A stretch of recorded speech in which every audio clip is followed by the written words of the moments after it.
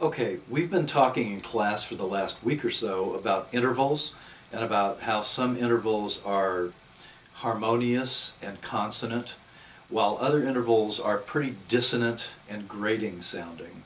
The thing I don't want you to do is to feel like the intervals that are dissonant are necessarily bad or they're not useful, because they're very useful, and what they do is they counterbalance the effect by the consonant intervals.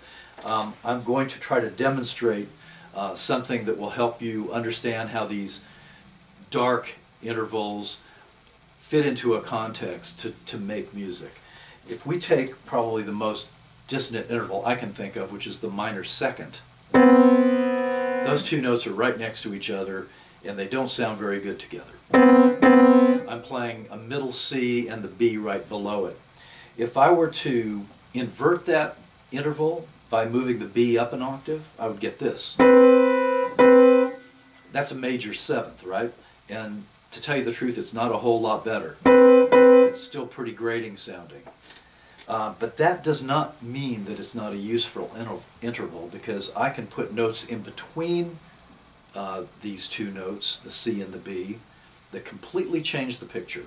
If I stack thirds, I come up with a major seventh chord. Perfectly consonant and up and light, and it sounds very harmonious.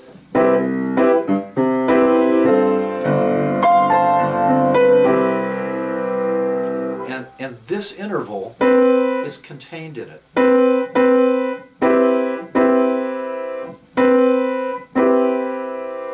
So there's a night and day difference between the way that interval comes off in the context of a chord. Now, the same thing can be said of a minor seventh chord and using the interval of a major second. That's not quite as dissonant as our minor second, but it runs a close second. No pun intended. If I invert that interval,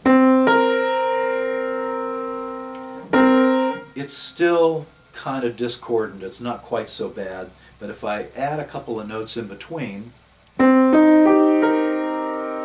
I have a minor seventh chord, and that sounds perfectly harmonious.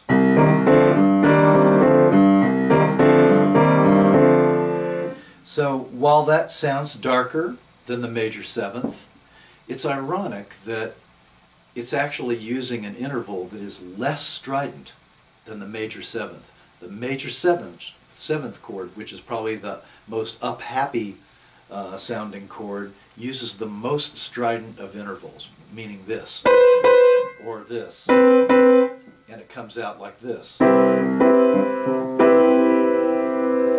So it's amazing how we can combine these things to produce different effects, and even though you may stumble on an interval that you go, I just don't like that interval. Well, you may not like it without it being in the context of something, of a larger musical construct.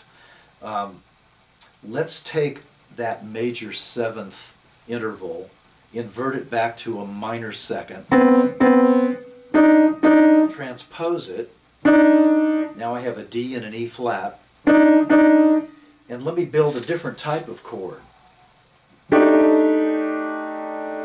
Now, that interval that was so strident sounding is now in the middle of this chord, and you can't really hear it as being strident. It's got some kind of a rub going on, you can hear it, but it sounds kind of musical. Well, the fact of the matter is that I've combined this minor second with a major second. Let me invert that for you, and it comes out like this. So we have, and this.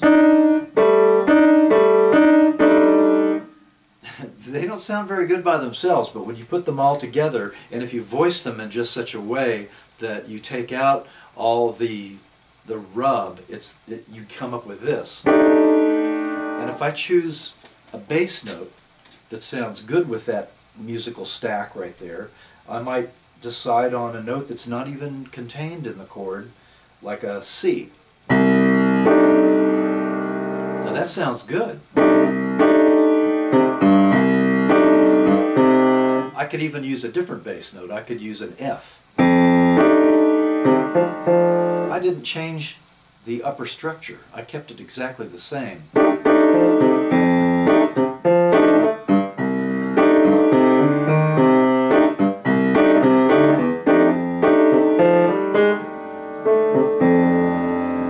It's amazing what you can do when you move things around and you try different combinations. But the point being that in the overall picture, there's an amazing palette of tone colors that you can get by putting these different elements together. So we learn the elements, we get the nuts and bolts together, and then we start learning how to throw them together to actually make something.